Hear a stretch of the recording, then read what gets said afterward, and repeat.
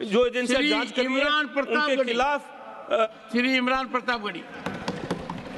धन्यवाद सभापति महोदय, आपने मुझे आम बजट पर बोलने का मौका दिया। Sir my time. नहीं, pause my time Shri Imran Pratapgarhi कहा गया है। सर थोड़ा सा इसकी जांच कराओ। मैंने कहा यहाँ प्रमोद प्रतापगढ़ी भी बैठे। ये आपसी मामला है, ये खत्म होने वाला नहीं है मेरे से। इसकी जड़ें बहुत गहरी गई हुई हैं, मैं रोज देखता हूँ ये जड़ें गहरी होती जाती हैं। इमरान प्रतापगढ़ी। धन्यवाद सभापति महोदय। 83 मिनट 71 बार थपथपाई गई मेज, 14,417 शब्दों का बजट भाषण और उस बजट में अपने लिए राहत तलाशती मिडिल क्लास की हैरतजदा आंखें। सभापति महोदय, मेरे हाथों में जो दस्तावेज है, दरअसल ये देश के किसानों, गरीबों, मजदूरों की उम्मीदों का स्मारक है। ऐसा लग रहा है जैसे वित्त मंत्री महोदया ने बजट नहीं तैयार किया है बल्कि प्रधानमंत्री जी की मन की बात का संकलन तैयार किया है। टूटा हुआ लश्कर का भरम देख रहे हैं, टूटा हुआ लश्कर का भरम देख रहे हैं और जिल्ले इलाही के करम देख रहे हैं। ताकत का नशा अक्ल पे हावी है तुम्हारी, तुम देख न पाओगे जो हम देख रहे हैं। वित्त मंत्री महोदया ने इस बजट में महंगाई पर सिर्फ 10 शब्द बोला है। जिस देश में टमाटर 100 रुपए किलो बिक रहा हो। सभापति महोदय, मेरा टाइम पॉज करें और बार बार इंटरप्ट करने को या तो मना करें।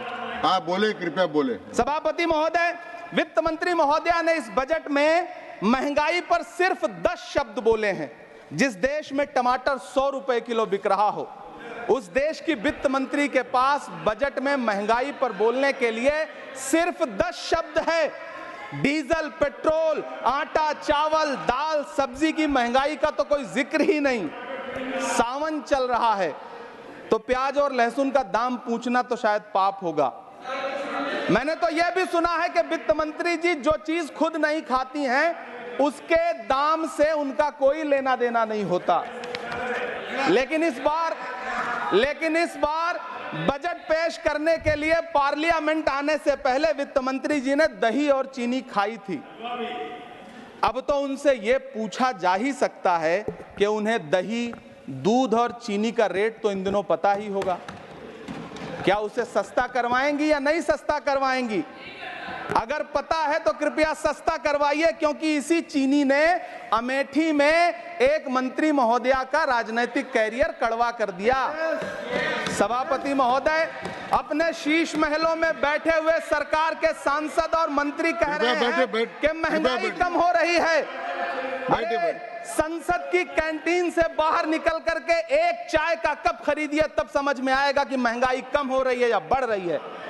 किसी एक दिन अपनी किसी मजदूर की तरह अपनी दिन भर की दिहाड़ी लेकर के बाजार जाइए और अपने बच्चों के लिए राशन खरीदिए, तब पता चलेगा कि महंगाई कम हो रही है या नहीं हो रही है। यहां बैठ करके बड़ी बड़ी बातें करना आसान है। ये चूनर धानी धानी भूल जाते, ये पुरवा की रवानी भूल जाते, जो आकर 4 दिन गांव में रहते तो सारी लंतरानी भूल जाते। सभापति महोदय, इलेक्टोरल बॉन्ड खरीदने के नाम छुपाने वाली सरकार, इलेक्टोरल बॉन्ड खरीदने वालों के नाम छुपाने वाली सरकार इन दिनों आम के ठेला लगाने वालों के नाम जानना चाहती है। मुझे तो होटलों, ढाबों या आम के ठेलों पर नेम प्लेट लगवाने वालों से पूछना है कि कभी खून की बोतल पर देखा है किसी का नाम लिखा हुआ? मुझे पूछना है कि क्या कोरोना के दौरान अपनी उखड़ती हुई सांसों के लिए ऑक्सीजन तलाशने वाले किसी इंसान ने ऑक्सीजन लाने वाले किसी इंसान से पूछा था कि ऑक्सीजन लाने वाला इंसान हिंदू है या मुसलमान है? मुझे पूछना है कि लावारिश लाशों के लिए कोरोना में कांधा देने वाले, चिताओं के लिए लकड़ियां सजाने वाले किसी इंसान से पूछा गया था उसका नाम, उसका मजहब? लेकिन इन दिनों पूछा जा रहा है। सभापति महोदय, अफसोस देश के प्रधानमंत्री जी ने कभी न टूटने वाली चुप्पी ओढ़ ली है। सभापति महोदय, जनता ने 63 सीटें कम क्या कर दी, ये सरकार तो अमृतकाल का नाम लेना ही भूल गई। ये भूल गई है अमृतकाल को, ये भूल गई है मनरेगा को, ये भूल गई है मौलाना आजाद नेशनल फेलोशिप को, ये भूल गई है मणिपुर को, ये भूल गई है महाराष्ट्र को। मुझे गर्व है कि मैं राज्यसभा में महाराष्ट्र का प्रतिनिधित्व करता हूं।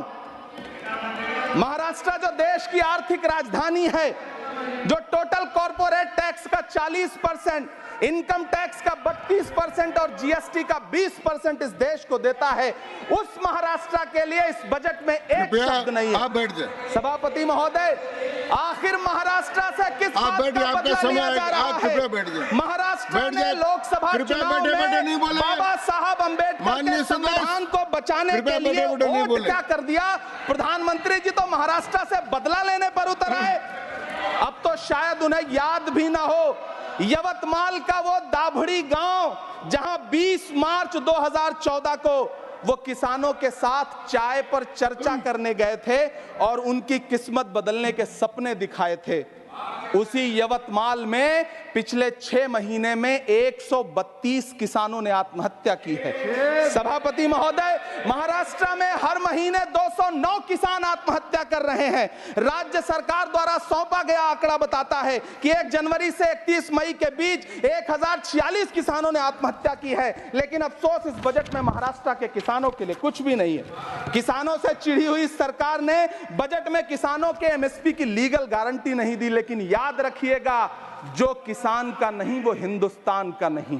सभापति महोदय, मुझे वित्त मंत्री जी से पूछना है कि वो जो कुछ साल पहले 100 स्मार्ट सिटी बनाने का ढोल पीटा गया था, सुना है उस ढोल में पानी भर गया है, इसीलिए आपने उसका नाम बदल करके सिटीज ऑफ ग्रोथ हब्स रख दिया है। अच्छा है, नाम बदलने का खेल खेलते रहिए। आपकी कई सरकारें तो इसी वजह से चल रही हैं। इस सरकार को पढ़े लिखे लोगों से दिक्कत है सभापति महोदय, इसीलिए इस सरकार ने यूजीसी का बजट 66% कम कर दिया है। वाह री सरकार। सभापति महोदय, मैं वित्त मंत्री जी के संज्ञान में लाना चाहता हूं कि किशनगंज में एएमयू सेंटर के पास 224 एकड़ जमीन है। यूपीए सरकार ने सोनिया गांधी जी की अगुवाई में 136 करोड़ रुपए एएमयू किशनगंज सेंटर के लिए सेक्शन किए थे। लेकिन आपकी सरकार ने पिछले 10 साल में उस 136 करोड़ में से सिर्फ 10 करोड़ रुपया रिलीज किया है। 1.5 करोड़ की आबादी वाला सीमांचल बेहतर शिक्षा के लिए उस सेंटर की बाट जोह रहा है। मेरा आपसे सवाल है कि इस सेंटर का बाकी पैसा आप कब रिलीज करेंगे? मुझे उम्मीद है वित्त मंत्री महोदया जवाब जरूर देंगी। सीमांचल उसी बिहार में आता है जिसकी बैसाखी के सहारे आपकी सरकार चल रही है। वहां के लोगों को एम्स की जरूरत है। महानंदा और कोसी से होने वाली बाढ़ की तबाही को रोकने के लिए बांध बनाइए, सीमांचल के साथ सौतेला व्यवहार बंद करिए। इकोनॉमिक कॉरिडोर बनाने से किसी राज्य का विकास नहीं होगा, विकास होगा स्वास्थ्य और शिक्षा के बुनियादी मुद्दों के लिए बजट देने पर।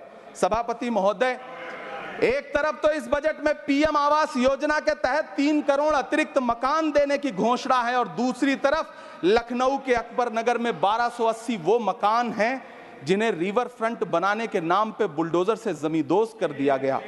सभापति महोदय, लोग चीखते रहे, बच्चे बिलखते रहे, वसुधैव कुटुंबकम का नारा लगाने वाली सरकार इंसानों के घरौंदे उजाड़ कर जश्न मना रही है। सभापति महोदय, मेरा बहुत भावुकता के साथ देश के प्रधानमंत्री से सवाल है कि इन उजड़ते हुए मकानों और बेघर होते हुए घरों को देख करके आपको नींद कैसे आती है, आप सो कैसे पाते हैं? मेरा सवाल है इस देश के प्रधानमंत्री से, या तो लोगों के घरौंदे उजाड़ना बंद करिए या फिर करोड़ों मकान बनाने की झूठी घोषणाएं करना बंद करिए।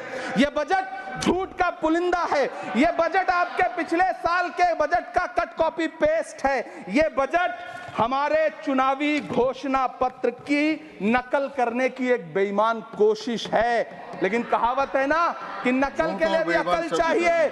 मेरे हाथ में एक तरफ न्याय पत्र है जो हमारा है और दूसरी तरफ अन्याय पत्र है जो आपका है। इस सरकार को आलोचना सुनने की आदत नहीं है सभापति महोदय। जब आप इनसे सवाल पूछिए तो ये कहते हैं कि आप बताइए 70 साल में आपने क्या किया है। मैं तो इस सदन में कहना चाहता हूं सभापति महोदय कि हमसे 70 साल का हिसाब मांगने वालों, जो सरकार अपना चलाया हुआ 2000 का नोट 7 साल नहीं चला सकी, वो हमसे 70 साल का हिसाब मांगती है। सभापति महोदय, मैं अंत में आपसे यह कहना चाहता हूं, यह बजट बैसाखी पर टिकी हुई सरकार का कुर्सी बचाओ बजट है। इस बजट में राज्यों के साथ, किसानों के साथ, नौजवानों के साथ, महिलाओं के साथ, देश के मिडिल क्लास के साथ अन्याय किया गया है और इस अन्याय का खामियाजा आपको महाराष्ट्र, हरियाणा और झारखंड के चुनाव में भुगतना पड़ेगा। सभापति महोदय, इस सरकार ने नोटबंदी लगाकर देश की आम जनता की पूंजी छीन ली। बैठे नहीं बोले, कृपया टैक्स लगा करके छोटे व्यापारियों के कारोबार छीन लिए, पेपर लीक करवा करके युवाओं की आंखों से नौकरी के सपने छीन लिए, अग्निवीर लाकर देश के जवानों की उम्मीदें छीन ली, बुलडोजर लगाकर लोगों के आशियाने छीन लिए, महंगाई लाकर देश की जनता की थाली से निवाले छीन लिए और नारा लगाया कि हम तो सेवक हैं, 18-18 घंटे काम करते हैं। इन्हीं लोगों के लिए किसी ने शेर कहा है कि जो सच और झूठ में दूरी है वो दूरी समझते हैं, सियासी हाकिमों की हम भी मजबूरी समझते हैं, वो अपना हक समझते हैं निवाला छीन लेने को, डकैती को बहुत से लोग मजदूरी समझते हैं। हमें पता है कि कैसी मजदूरी की जा रही है। सभापति महोदय, मैं यहाँ खड़ा होकर के अंत में आपसे कहना चाहता हूँ कि इस बजट में तमाम राज्यों के साथ अन्याय किया गया है, इस बजट में युवाओं के साथ अन्याय किया गया है, महिलाओं के साथ अन्याय किया गया है और खास तौर से महाराष्ट्र के लिए कुछ नहीं रखा गया है। महाराष्ट्र बाढ़ से जूझ रहा है, पानी बरसने से वहां 1500 से ज्यादा लोग मारे गए हैं। उस शहर को, उस राज्य को 4000 करोड़ के पैकेज की जरूरत है ताकि जो फसलें बर्बाद हुई हैं लोगों को राहत दी जा सकी। लेकिन अफसोस, इस बजट में महाराष्ट्र के लिए ऐसा कुछ भी नहीं है। मैं आखिर में यह कहना चाहता हूं कि पिछले 7 दिन से इस बजट का बड़ा ढिंढोरा पीटा जा रहा है, इसे महान बताया जा रहा है, लेकिन कौन महान बता रहा है? सत्ता पक्ष के लोग, उन्हें तो बताना ही है, क्योंकि मैं अवध क्षेत्र से आता हूं, प्रतापगढ़ से, नीरज भाई भी अवध और पूर्वांचल से आते हैं। वहां एक कहावत है कि बिटिया की तारीफ किसने की? बिटिया की महतारी ने, यानी कि बेटी की प्रशंसा किसने की? मां ने। तो इस बजट की तारीफ सत्ता पक्ष करे तो करेगा ही, लेकिन विपक्ष के एक भी सांसद से आप पूछिए कि क्या उसके राज्य को कुछ मिला है, तो वो ये कहेगा कि नहीं, कुछ भी नहीं मिला है। बहुत बहुत धन्यवाद सभापति महोदय, मुझे आम बजट पर अपनी राय रखने के लिए धन्यवाद। श्री अब्दुल बहाव, श्री अब्दुल